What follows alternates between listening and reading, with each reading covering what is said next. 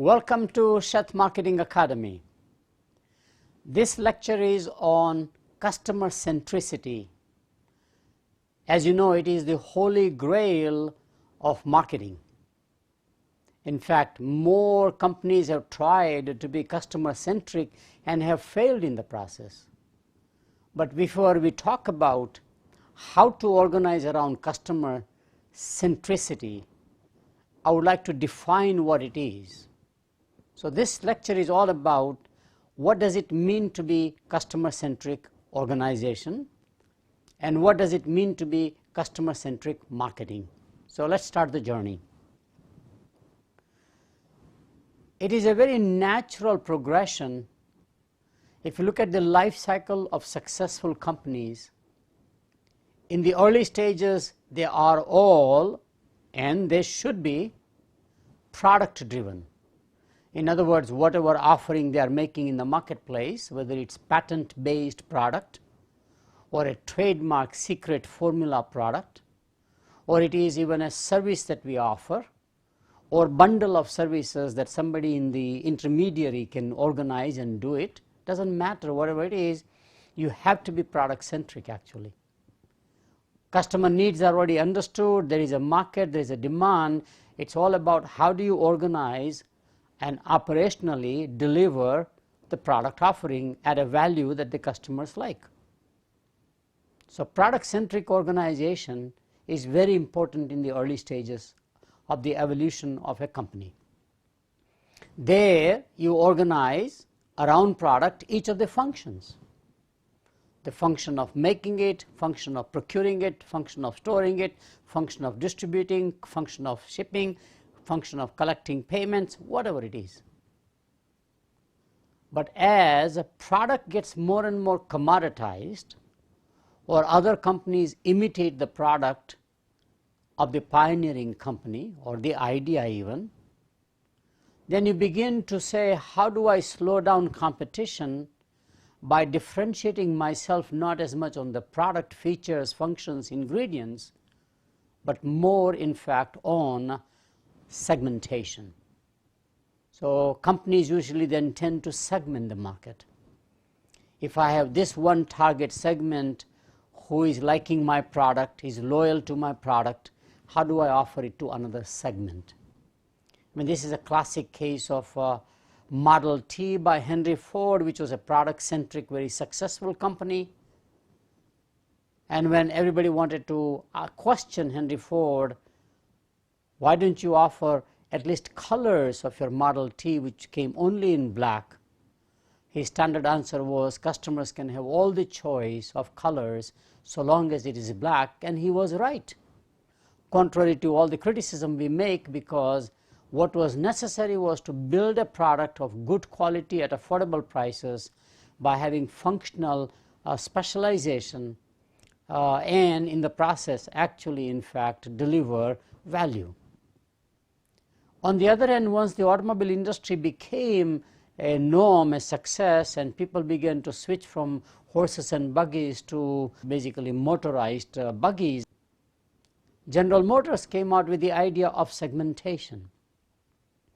Chevrolet for the working class people, Buick and Pontiac, for example, Oldsmobile for the upper socioeconomic classes, and Cadillac for the very wealthy classes. And it makes sense.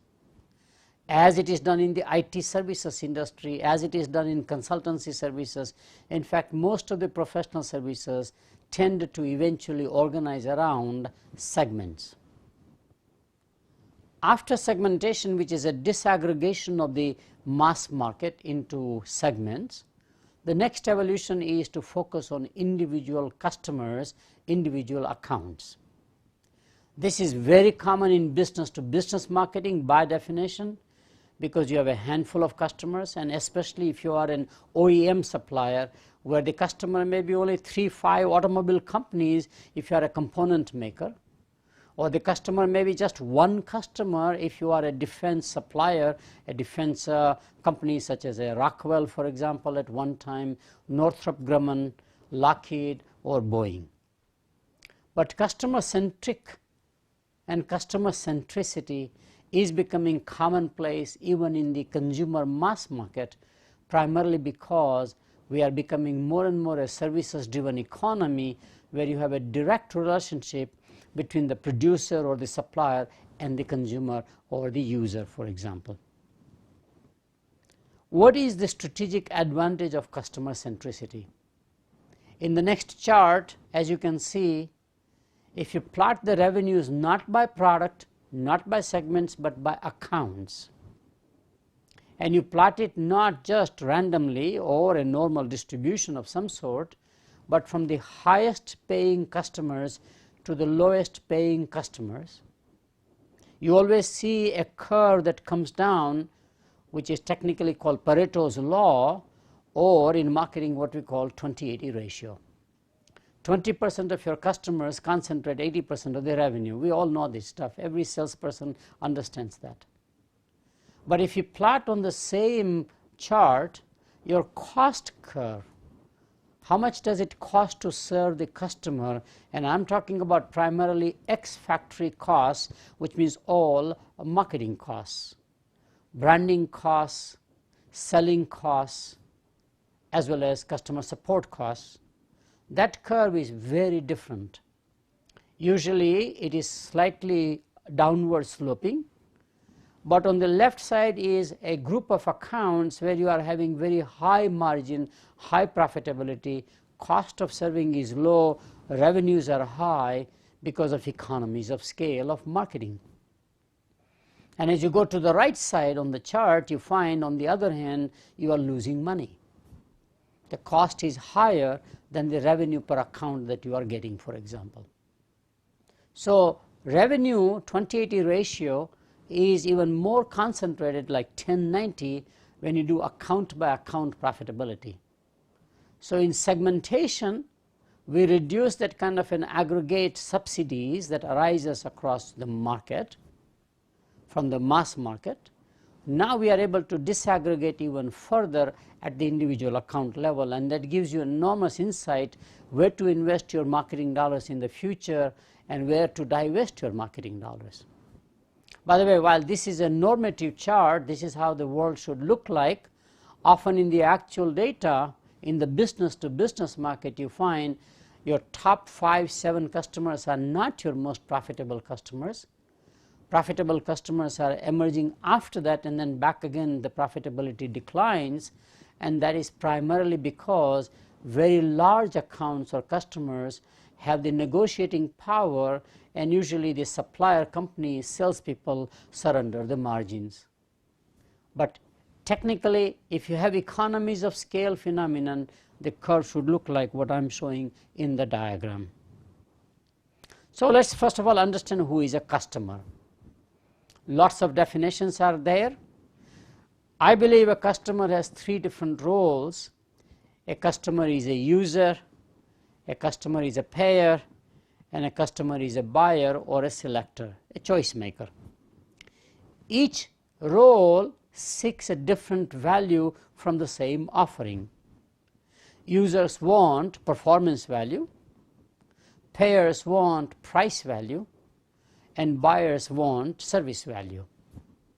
Therefore, if you offer a superior product at lower than competition prices in a customer friendly market manner, you will always win the customer's heart, his wallet, his mind, everything. In other words, marketing is actually not a rocket science. The world of customer behavior is very predictable. Only question is going to be, can you make money at the same time? And companies have shown that if you work backwards from a customer perspective of offering a superior product at lower than competition prices in a customer friendly manner, how do you then organize yourself? How do you procure your components, raw materials? How do you create value so that you are profitable? In fact, the Japanese have a practice called target costing. And that's what we are all learning how to do it by working backwards. It is not cost plus pricing, but it is price minus costing as a way of thinking about it. The three roles of a customer, a user, a payer, and a buyer, are usually distinctly separate in business to business markets, especially among the Fortune 500 large companies, because each function is managed by a different department. So users are the engineers and the factory people, the buyers are the procurement department, and the payer is the finance department or accounts payable department by and large. But they are often blurred in small to medium enterprises, owner-managed small businesses. To me, I have always felt that owner-managed small businesses are more like super residential customers. So if you plot business customers to residential or consumer customers, the small, medium enterprises, especially owner-managed, lean more like, and they behave more like, in fact, super residential customers. Role separation and specialization as a buyer, user, payer may happen in small and medium enterprises, especially when the buyer is separated from the payer and the user, which means owner has delegated the procurement of daily things like, for example, office supplies to the business manager or a business administrator. So let's talk about how do you become a customer's choice. You become the customer's choice by exceeding customer expectations better than competition, especially about value for the money and the customer service in the way you offer it. So it is what you offer and how you offer. Customer satisfaction, which is a core foundation of marketing, is partly psychological and partly real. Expectations are all psychological, experiences are all real. Unfortunately, expectations have a very large variance. In other words, one customer's expectations are so different than other customers' expectations, and therefore we need to understand often how to reduce the variance or how to manage customer expectations, not just exceed customer expectations. And that's a whole new presentation altogether about shaping customer expectations as opposed to exceeding customer expectations. But we have found over time that as we increase customer satisfaction through all of the studies, all of the investment in processes like the quality process, for example, the procurement process, the delivery process, however you think about it. Think about the Amazon and the way they deliver your books, for example, as opposed to the traditional way we delivered. Think about the 24/7 grocery stores open anytime, any place you want to buy your daily necessities. All those things we have done. And in hotel, motel business or hospitality business, we even now turn down the pillow, and all the stuff we do, pretty much. But the more we satisfy the customer, unfortunately, customer expectations rise. I used to travel a lot, and I was quite happy at one time if I just got a clean bed. And my reservation was pretty much actually delivered. But today, if I don't have a turned down bed and 2 mints on my pillow, I'm unhappy. Think about that. So customer satisfaction actually has consequences after the satisfaction that we need to understand. Meeting customer expectations of the most demanding customers. This is something every marketer wants to avoid, because demanding customers are annoying. Demanding customers may be cost causers. Demanding customers can create unhappiness among employees, all this stuff. But it says that the more demanding the customer, and if you can achieve to that level of excellence, then you probably have no competition. You differentiate very well. This is very much like what we call tough love. Parents can love you, but if they don't provide a discipline and the values, it's not good for you either. So it's a tough love approach to managing customers. As I said, I will not talk about managing customer expectations, which will be a separate lecture we will have one of these days, but this is the basic notion that to become customer's choice, you must exceed their expectations better than competition. I want to now talk about marketing. As you know, we have three different disciplines within marketing, and we somehow blur the boundary by calling them marketing. You have traditional marketing, which is basically product design, innovation, packaging, branding, all that stuff. Maybe segmentation, targeting, positioning, that's all part of what is called marketing. But you also have a selling, and we confuse selling with marketing quite a lot. And then you have after sale customer support or customer service, as it is called, and we often confuse whether it's marketing or not, actually, right?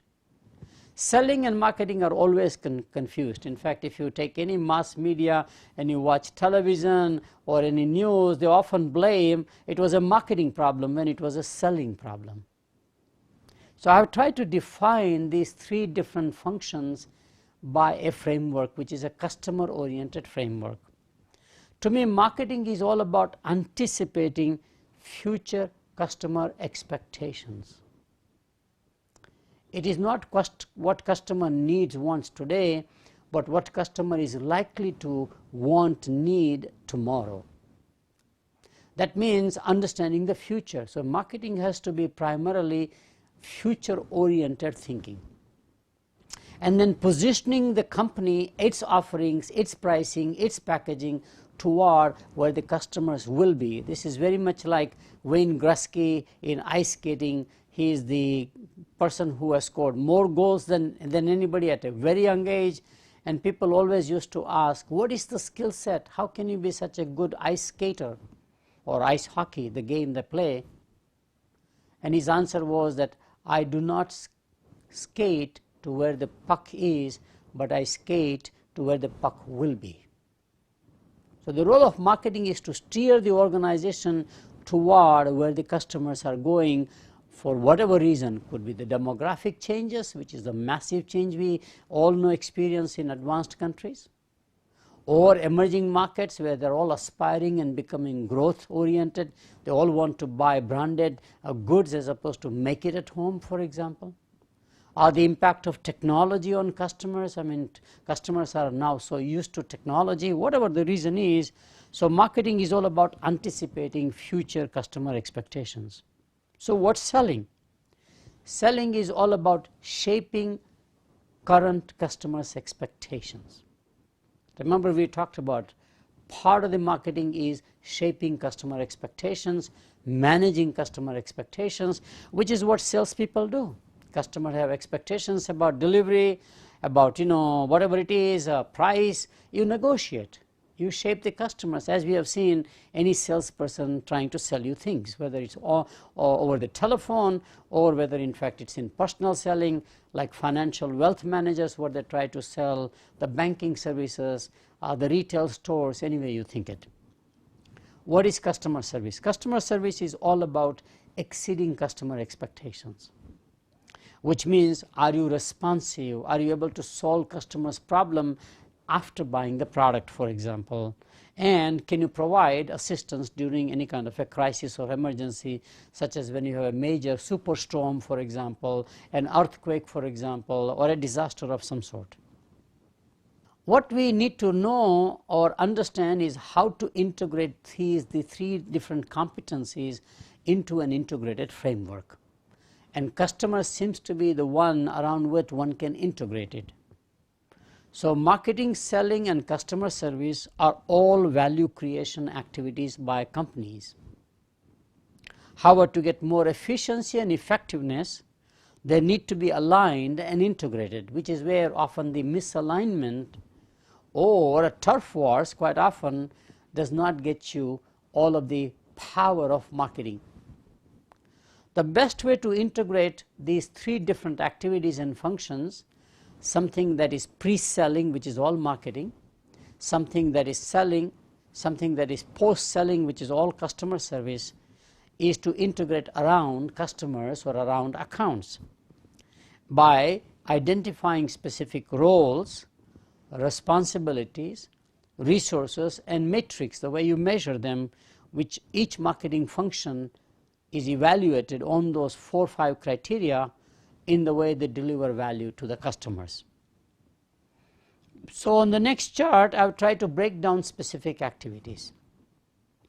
Marketing's job primarily is to create the offering, the product, the service more acceptable, more affordable, more accessible. The 3 A's of marketing. In fact, Coca-Cola was founded just on those 3 as the mission of marketing. So, marketing mission is to enhance companies' acceptability in the marketplace, and there are 2 dimensions. Functional acceptability, which means actually you can engineer that into the product, whether it's a recipe, whether it's a mechanical product, whether it's an electronic device like an iPad or a telephone, whatever it is. Or you can create value psychologically. In other words, consumers relate to the products beyond just its function. Quite often they are emotionally attached to the products. Fanatic loyalty arises, such as for iPhone, for example, or Apple in general. There's a cult behavior such as Harley Davidson, for example, and that one can be done by marketing through packaging and positioning. Affordability is the second thing marketing can do, and that is ability to pay, which we have not done as good a job, which means how do you create a low price phenomenon, as China has delivered great value by producing good quality products at very low prices. It's unbelievable, but quite often. And as America did 100 years ago, when we made Model T so affordable in automobiles, Timex watches so affordable, Kodak camera so affordable that Europeans could not even compete against the Americans. Same thing has happened with the Japanese, now it is happening with the Chinese. So how do you produce low priced products and still make money? Or you finance it to enhance the ability to pay, which again in the US we have done a wonderful job by creating a credit institution, borrowing power. Of course, the credit cards now, before the credit cards you had the department store cards. Sears had the largest credit card operations at one time with 50 million households all having a Sears credit or a Sears finance.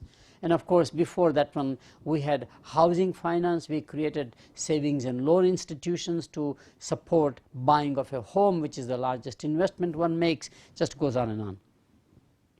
Insurance companies do the same thing by having premiums paid over time and therefore make it affordable.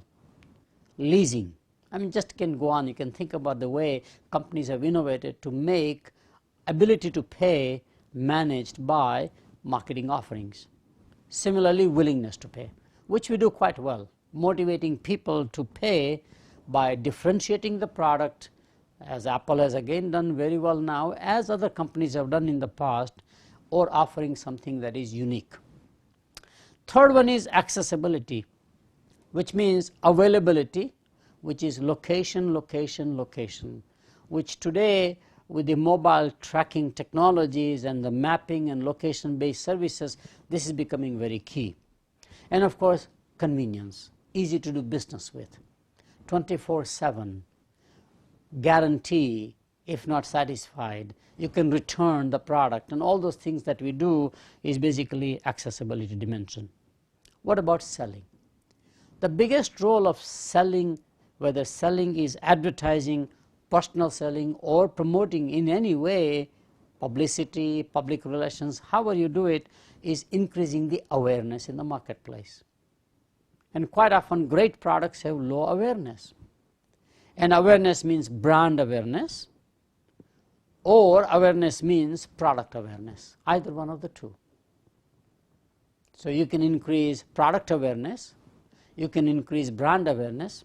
That's the role of this sales organization or selling mission. The second equally important role of selling is educating the market. Market needs to be educated quite often, especially in industries where the competency by the consumers is just not there, such as in healthcare, for example, or surprisingly in financial services. So you can have a product education, you can have a brand education, again 2 dimensions there. So how does the brand function? How do you use the brand? How do you use the product? Many recipe oriented, like Pillsbury products, for example, like Bisquick. Well, how do you make things out of that one? It's all know-how, it's all skill set that you can educate. And the third thing the selling organization must do, and they do, is motivate people to buy. But these are three kinds of motivations. One is there is an economic motivation, so you can use economic rational thinking, social motivation to buy, or an emotional motivation to buy. Once a salesperson understands which motivation works, or a combination, you make your sales effort accordingly. What I find most important is that the best selling, more enduring selling is a purpose-driven selling. In other words, what is the purpose? What is the meaning of that consumption by the consumer above and beyond satisfying their functional, social and emotional needs? Are we serving the society at large in our consumption? Are we contributing back to the society? And if that can be integrated into the selling function, you will always make a sale. The third area of marketing, of course, is customer support, customer service, and it has several components. The first one is responsiveness. And the responsiveness can be implemented by having expertise, because that's how you are the expert, like a technician for an automobile, for example, or a doctor, for example. How can you help in emergency, disaster recovery? And having a caring attitude. The most important thing customer support organization has to have is caring, compassionate attitude. So do you have the empathy and a listening skill that becomes very important in the customer service organization? Second one, and my favorite, is that after consumers buy products, they are still not so sure. They want to rationalize they made the right choice. Somebody has to reinforce that. They talk to their friends to get a support for the decision, such as, for example, I'm engaged. And you talk about that one because you want to have everybody say you made the right decision. I bought a new car. I bought a new house. People talk about mundane products even. Today, among friends, social media, marketer can do a good job reinforcing after the sale. Unfortunately, in marketing, we spend more dollars in pre-sale and sale and not enough in post-sales. It's called after marketing. So one can reinforce it, especially for high-ticket purchases or places where consumers lack expertise and they've gone on some sort of a unknown trust factor, and they would like, therefore, to be reassured that the decision they made was the right decision. A third way customer service organization can add value is value-added offerings, which means after the purchase, customer has to do things with the product. Business to business, it's very obvious. You have to do maintenance. You have to install. But it is true in consumer markets, such as in appliances, for example. Even in grocery products, what I buy from the store, I have to still open the package, I have to still undo it, I have to add some ingredients before I can serve the family. So you have enormous set of value-added offerings you can make, such as free delivery, free installation, maintenance. All those are value-added offerings, which is a part of customer support organization. And the last one is that I think it is really the role of customer service organization, not the sales organization, for retention and loyalty. Salespeople by their nature will be more like hunters. They want to make a sale and move on to make a next sale. They don't tend to generally nurture relationship with the same customer after the sale. So that job has to be taken over by somebody in the marketing. As I said, if you define marketing as pre-selling, selling is selling, and then post-selling is all customer support, retention responsibility and retention opportunity arises a lot more with the customer service organization than with the customer selling organization. And of course, that means loyalty programs and managing those programs like frequent flyer programs or future commitments, basically making, such as offering coupons, offering points. And my favorite is SNH green stamps. 40-50 years ago, that was the first premium coupon offering where they gave you stamps for grocery products. You licked the stamps and pasted into pages, and do you know it was a family get-together? children got involved, mom got involved, father got involved, and they redeemed to the grocery store the whole book. I still remember that. It's absolutely mind-boggling. Today we do the same thing electronically, essentially. So let me conclude. Most companies evolve over time from product to segment to customer-centric marketing. A customer is a user, a payer, and a buyer. Each one seeks a different value. User is looking for performance value, payer is looking for a price value, and a buyer is looking for a service value or a purchase value, convenience value, delivery, when can you make it, how can I get it, etc.